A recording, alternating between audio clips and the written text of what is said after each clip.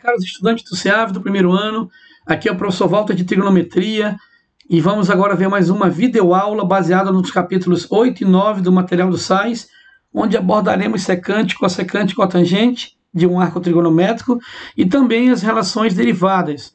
A razão por que duas aulas estão sendo dadas nessa videoaula é porque no material do SAIS esses capítulos têm uma quantidade de conteúdo muito pequena, o que permite a gente, com a liberdade que temos de explorar o material, conduzi-las em uma única videoaula.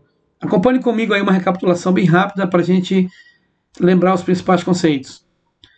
Vamos lembrar então o seno e o cosseno no ciclo trigonométrico. Se você tiver a circunferência trigonométrica, que tem raio unitário, e você pegar no primeiro quadrante um arco cuja extremidade é o ponto P, como mostra aí na sua visão, esse eixo horizontal aqui é o eixo das abscissas, ou o eixo de X, e esse vertical é ordenado ao eixo de Y. Se você pegar a extremidade do ponto P aqui, ó, que é exatamente o arco equivalente ao ângulo central alfa, que tem a mesma medida aqui do arco curvilíneo OP, e a gente projetar ele no eixo vertical, esse comprimento vertical é a ordenada do ponto, e se projetarmos ele na horizontal, esse comprimento é a abscissa do ponto. Bora pegar esse triângulo aqui, que tem na base o ângulo alfa, e extraí-lo para efeito didático do nosso estudo. Nesse triângulo você percebe que ele é perpendicular aqui na projeção do eixo X, o ângulo alfa permanece o mesmo, a hipotenusa mede 1 porque é o segmento OP, e é unitário porque o ciclo é trigonométrico, e nós sabemos que essa altura aqui, que é o segmento de laranja, é a mesma que está aqui na extremidade de P. Então aqui tem a altura Y e a base continua sendo X. Dessa maneira, nós podemos aplicar nesse triângulo seno e cosseno e extrair aqui a relação que tem entre esses dois eixos e os valores de seno e cosseno no ciclo. Se você aplicar o seno deste ângulo, vai ser cateto oposto pela hipotenusa, portanto fica y sobre 1, mais y dividido por 1 dá y.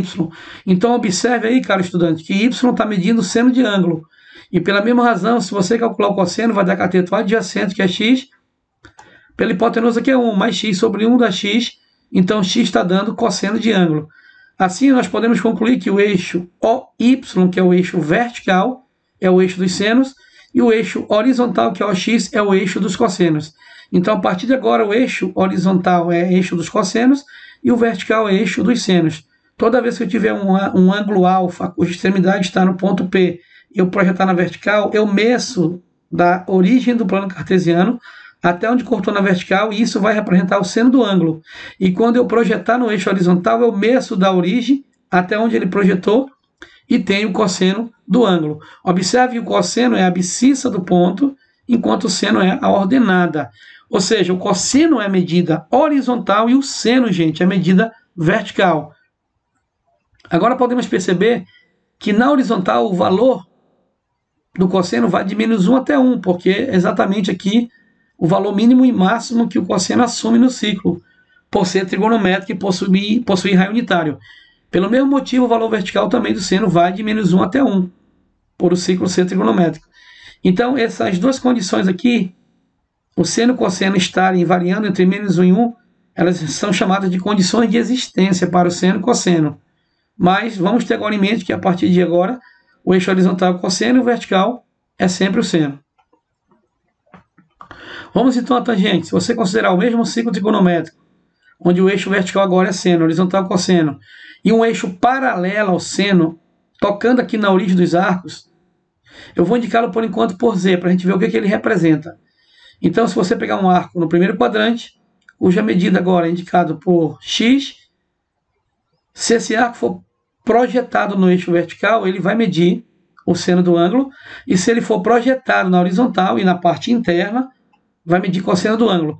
Se eu prolongar a extremidade desse raio, que vai da origem até a extremidade de P até lá fora, aonde ela cortar nesse eixo de vermelho, eu vou indicar esse segmento verde aí nesse ponto de azul pela letra Z. E vou extrair esse triângulo aqui maior fora do ciclo. Fazendo isso, nós concluímos aí, ó, que o ângulo continua sendo X na base. Essa altura vamos chamar de Z aqui, lá no triângulo. E vamos chamar a base de 1 porque o ciclo é trigonométrico, então o raio mede 1. E nós pegamos esse triângulo mais externo possível. Bom, nesse triângulo nós não temos a hipotenusa, porque não temos a distância de O até onde cortou lá fora, no ponto de azul. Se fosse até o ponto P iria medir 1, mas como passou um pouco, não sabemos esse comprimento. Então, num triângulo retângulo desse tipo, nós só podemos aplicar a tangente. Então, a tangente desse ângulo é cateto oposto pelo adjacente. Portanto, fica Z sobre 1, que vai dar Z. Então, Z está sendo a tangente do ângulo X. Portanto, esse eixo de vermelho vertical, que é paralelo ao eixo dos senos, ele recebe o nome de eixo da tangente. E é assim que nós vamos medir tangente de ângulos. Vamos prolongar o arco até lá fora, e até onde ele cortar esse eixo vertical, em cima ou embaixo, nós vamos calcular o segmento da origem, até onde cortou para cima ou para baixo, e obter a tangente do ângulo que nos interessa. Aqui está um esquema mostrando claramente que o ângulo alfa tem extremidade no ponto M, prolongando até lá fora, isso dá a tangente desse ângulo alfa, que é o comprimento vertical externo.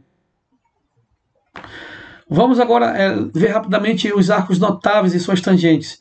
Aqui está o ângulo de 30, que é π sobre 6 irradiano, 45, π sobre 4, 60, π sobre 3. Os seus correspondentes simétricos aqui lá no terceiro quadrante.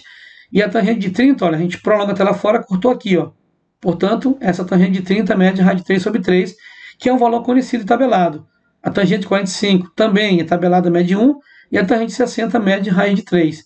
Se você prestar bem atenção, por simetria eu já coloquei aqui, ó, para baixo, o menos raiz de 3 sobre 3, o menos 1 e o menos raiz de 3, e os seus correspondentes simétricos no segundo e quarto quadrante. Você pode perceber claramente aí que no primeiro e terceiro quadrante a tangente está para cima, é positiva, enquanto no segundo quadrante e no quarto está para baixo, é negativa. Aqui está o seno, cosseno, tangente de todos os arcos que vão de 0 até 360, que tem correspondentes simétricos com os do primeiro quadrante. O alfa corresponde aos valores em grau, T em radianos, e a letra G grafia aqui é que está indefinido, como aqui 90, a tangente não existe, e em 270 também não existe, como nós vimos na aula anterior. Um bom exercício seria você mesmo fazer essa tabela e checar esses valores, mas eles estão indevidamente calculados e você pode perceber que eles variam de acordo com o primeiro quadrante.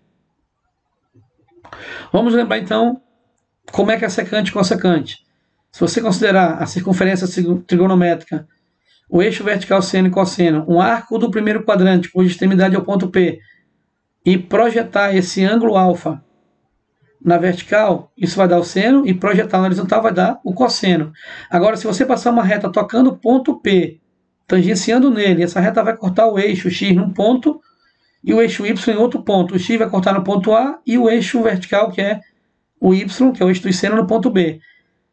Então, se você extrair esse triângulo aqui, que é o triângulo retângulo designado por OPA, esse triângulo aqui, ó, nós podemos colocar o ângulo da base no vértice O como sendo alfa, e sabemos que a distância de OTP é raio, portanto é 1, porque o ciclo é trigonométrico, então raio unitário. E a distância de OTA nós não sabemos, vamos chamar de Z. Como esse triângulo é retângulo, nós temos esse ângulo aqui conhecido, se ele tivesse cateto oposto, eu poderia pensar em usar o seno, mas como não tem, vamos usar o cosseno. Então, cosseno é cateto adjacente, que é 1, dividido por Z. Se passar o Z multiplicando o primeiro membro e cosseno dividindo, então o Z vai ser 1 sobre cosseno. Só que essa grandeza trigonométrica definida por 1 sobre cosseno chama-se secante. Portanto, o segmento OA mede a secante do ângulo alfa. Perceba que a secante está em cima do eixo dos cossenos, porque ela é definida por 1 sobre cosseno. Agora, bora pegar esse outro triângulo que está inclinado para o vértice B, o OPB. O ângulo alfa fica correspondente com o ângulo interno B. O segmento OP continua valendo 1 porque ele é o raio e por causa do ciclo ser trigonométrico. E a distância de OB na vertical vamos designar por W. Então, calculando o seno desse ângulo, vai ser cateto oposto a ele, que é 1, dividido pela hipotenusa, que é W. Fazendo a conta, fica seno do alfa é 1 sobre W. Passando o W multiplicando e o seno voltando dividindo, concluímos que W é a mesma coisa que 1 sobre seno. Ora, mas essa grandeza definida por 1 sobre seno é a mesma coisa que cossecante. Então, o segmento OB mede a cossecante do ângulo alfa. Então, observe que o seno, que é o eixo vertical, tem a expressão da cossecante como sendo a parte externa até o ponto B, enquanto que a secante, que é o segmento A, é a parte externa no eixo horizontal. Mas a secante está em cima do eixo do cosseno e a cossecante em cima do eixo do seno.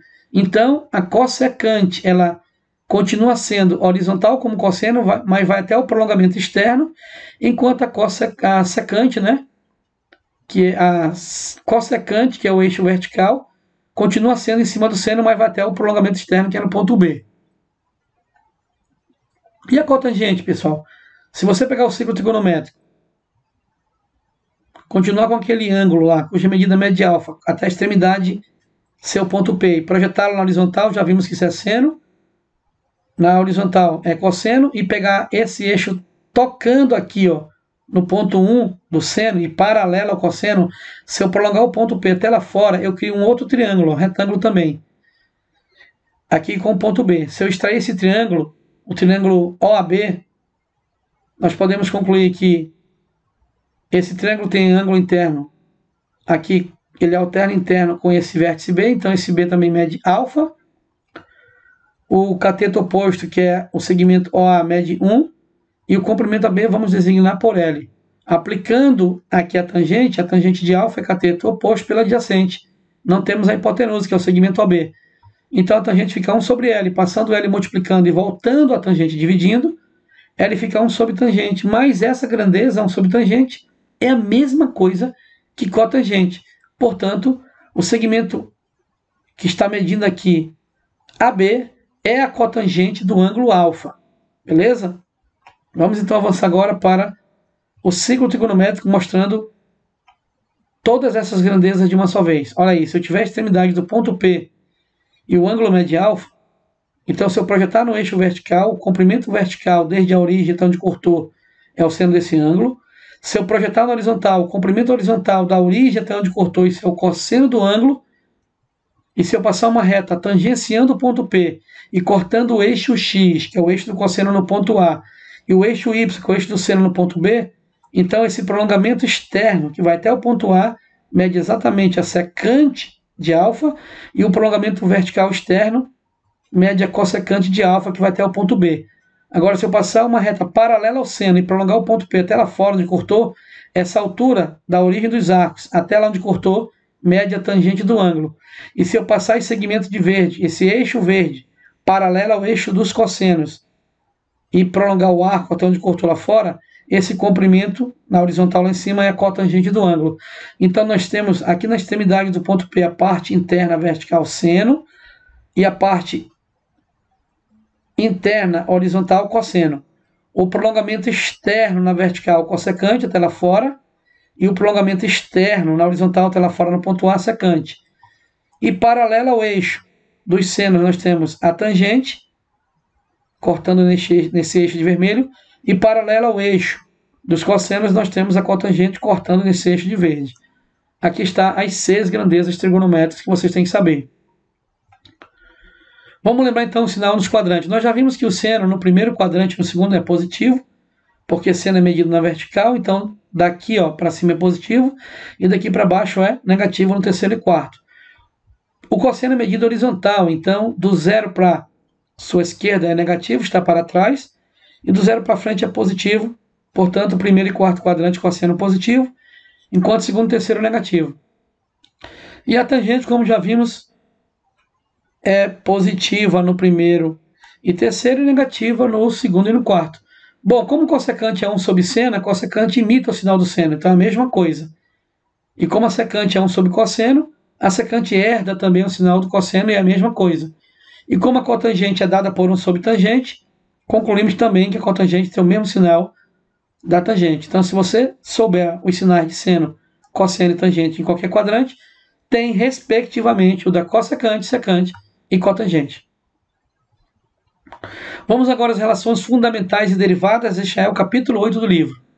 Se você considerar aqui o ciclo trigonométrico, a extremidade de um arco no ponto P medindo alfa, e projetá-lo na vertical, essa alturazinha aqui que eu estou riscando com o mouse é seno, e se você projetá-lo na horizontal, essa outra altura aqui é cosseno. Como a distância da origem até o ponto P é raio, o ciclo é trigonométrico, essa hipotenusa mede 1. Então, extraindo esse triângulo aí para efeito didático, nós temos a base sendo o ângulo reto, aqui é o ângulo alfa, a hipotenusa mede 1, os catetos são cosseno e seno, respectivamente, na horizontal e vertical. Então, nós podemos agora usar a relação pitagórica, que é o teorema de Pitágoras, e aplicá-lo. A hipotenusa, que é 1 ao quadrado, é a soma dos quadrados dos catetos, que aqui se refere a seno e cosseno. Bom, mas 1 ao quadrado é 1. Então, para todo x sendo um número real, e sendo um arco no ciclo, vale que seno ao quadrado é igual a cosseno, seno ao quadrado mais cosseno ao quadrado é igual a 1. Isso é chamado de princípio fundamental da trigonometria, ou relação fundamental trigonométrica, é a relação mais importante da trigonometria, gente. Agora, se eu pegar essa relação fundamental e dividir toda ela por seno ao quadrado, cada parcela do primeiro membro vai ficar dividida por seno ao quadrado e no segundo também. Então, se eu fatorar seno ao quadrado por seno ao quadrado, isso vai dar 1. E se eu dividir cosseno por seno, isso é cotangente. Como está o quadrado, fica cotangente quadrado. E 1 sobre seno é cossecante. Como está o quadrado, fica cossecante quadrado. Agora, pegue a mesma relação fundamental, divida por cosseno ao quadrado, membro a membro, e parcela a parcela. Nós vamos fatorar aqui cos ao quadrado com cos ao quadrado, vai dar 1 aqui no meio. E o seno por cosseno é tangente, então eles ao quadrado dá tangente ao quadrado. E 1 sobre cosseno é secante, como está o quadrado, fica secante ao quadrado. Essas três relações de vermelho são chamadas de relações fundamentais trigonométricas, sendo a primeira o princípio fundamental da trigonometria e as outras duas são chamadas de relações derivadas. Isso encerra a aula 8 do material do SAIS. É o conhecimento dessas três equações. Vamos agora a um exercício resolvido. Dado x no primeiro quadrante e o seno dele valendo 1 sobre 5, vamos calcular o cosseno de x. Nós já sabemos que o princípio fundamental diz que seno ao quadrado mais cos ao quadrado é igual a 1. Então, bora só substituir o valor do seno, porque o seno é 1/5. 1/5 ao quadrado mais cos ao quadrado dá 1. Portanto, o quadrado vale para numerador e denominador, possibilitando escrever 1 sobre 25 mais cos ao quadrado igual a 1. Passando ele para o segundo membro negativo, fica cos ao quadrado é igual a 1 menos 1 sobre 25 avos.